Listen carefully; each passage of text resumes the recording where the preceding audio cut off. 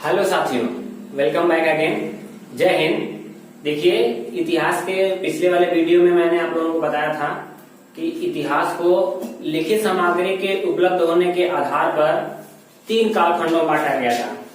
जिस सामग्री पर कोई जो है लिखित प्रमाण नहीं मिले हैं उन्हें प्रागैतिहासिक काल में रख दिया गया है। लिखित प्रमाण हमने क्रॉस लगा दिया, मतलब नहीं मिला कोई, उसे हमने रख दिया है प्रागैतिहासिक काल में।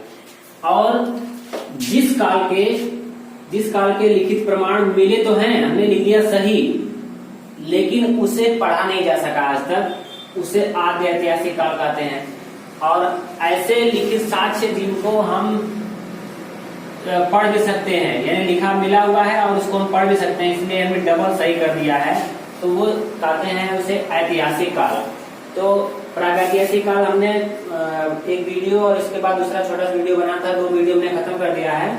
आज के इस वीडियो में हम लोग देखेंगे आद्य ऐतिहासिक काल में क्या आते हैं। तो आद्य ऐतिहासिक काल में सभ्यता आती है, उसका नाम है सिंधु घाटी सभ्यता।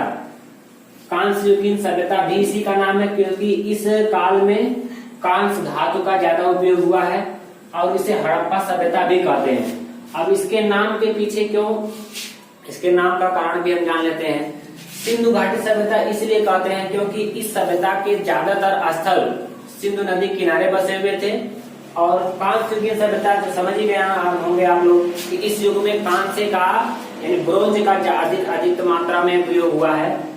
हड़प्पा सभ्यता क्योंकि इस सभ्यता का सबसे पहला खोजे जाने वाला नगर था हड़प्पा, इसीलिए इस सभ्यता को हड़प्पा सभ्यता भी कहा जाता है। देखिए, पुरातत्व वस्तुओं की उम्र जानने की एक विधि होती है C14 डेज। इसे कहते हैं कार्बन 14 तिथि। इसके आधार पर किसी भी प्राचीन वस्तु का हम दिनांक निकाल पाते हैं, समय निकाल पाते हैं कि कितने वर्ष पुराना है।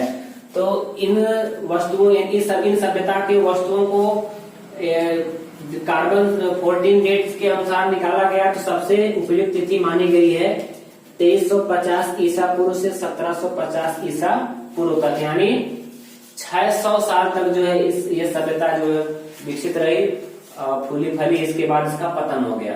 ठीक है, 2350 ईसा पूर्व का मतलब होता है कि ईसा मसीह के जन्म से 2350 साल पहले और 1750 साल पहले इसका विनाश हो गया। यानी अगर आज हम जोड़े तो मान लीजिए 2000 साल इधर और 2350 साल उधर, यानी लगभग 4300 साल पहले जो है, आज 4500 साल मान सकते हैं, लगभग 4500 साल पहले ये सभ्यता इस पृथ्वी पर थी। ठीक है, तो इसके कुछ क्षेत्र जो परीक्षा में पूछे जाते हैं, पूछा जाता है कि सबसे पूर्वी क्षेत्र क्या है। तो सिंधु घाटी सभ्यता का सबसे पूर्वी क्षेत्र है आलमगीरपुर, जो पड़ता है हमारे अपने प्रदेश में, उत्तर प्रदेश में मेरठ जिले में पड़ता है। ठीक है, इसके बाद सबसे पश्चिमी क्षेत्र, देखो पूर्वी क्षेत्र तो आलमगीरपुर हो गया मेरठ का, और सबसे पश्चिमी क्षेत्र हो गया आपका सुतका गेंडोर पड़ता है बलूचिस्तान जनपद में, बलूचिस्तान प्रांत में, जो पाकिस्तान में पड़ता है, जो वर्तमान में पाकिस्तान में पड़ता है, सबसे पश्चिमी।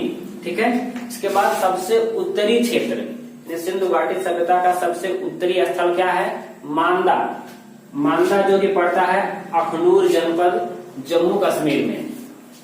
सबसे दक्षिणी सिंधु घाटी सभ्यता का सबसे दक्षिणी स्थल पड़ता है दामाबाद जो कि अहमदनगर जनपद में है, और अहमदनगर जनपद पड़ता है महाराष्ट्र में। आई होप आप लोग समझ गए होंगे। इसकी साथ लीजिए, इसके बाद हम लोग सिंधु घाटी सभ्यता के बारे में डिटेल से पढ़ते हैं। देखिए, अब हम लोग सिंधु घाटी सभ्यता के जो प्रमुख स्थल हैं, जिनकी खोज हुई है, उनके बारे में अध्ययन करेंगे, कहाँ से क्या मिला है।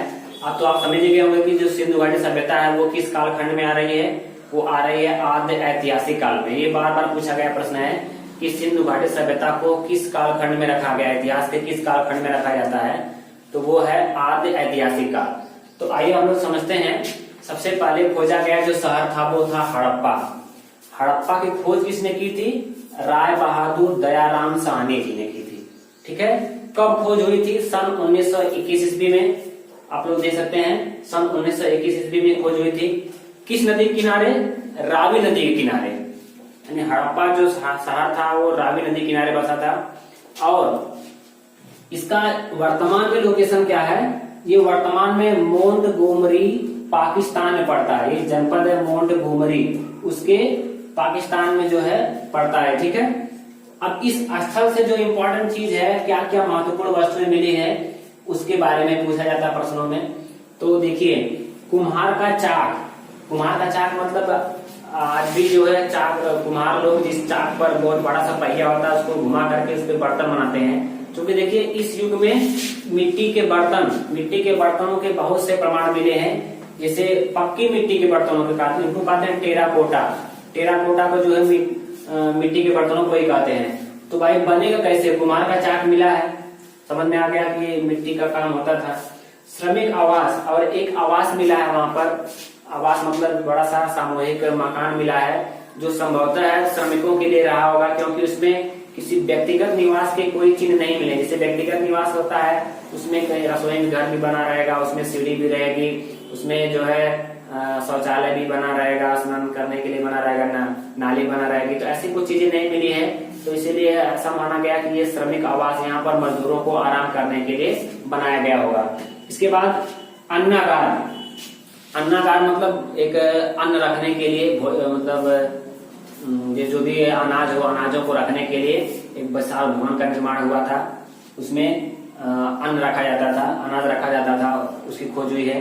मातृ देवी की मूर्ति, हड़प्पा से एक मातृ देवी की मूर्ति मिली है और ये भी मिट्टी की है।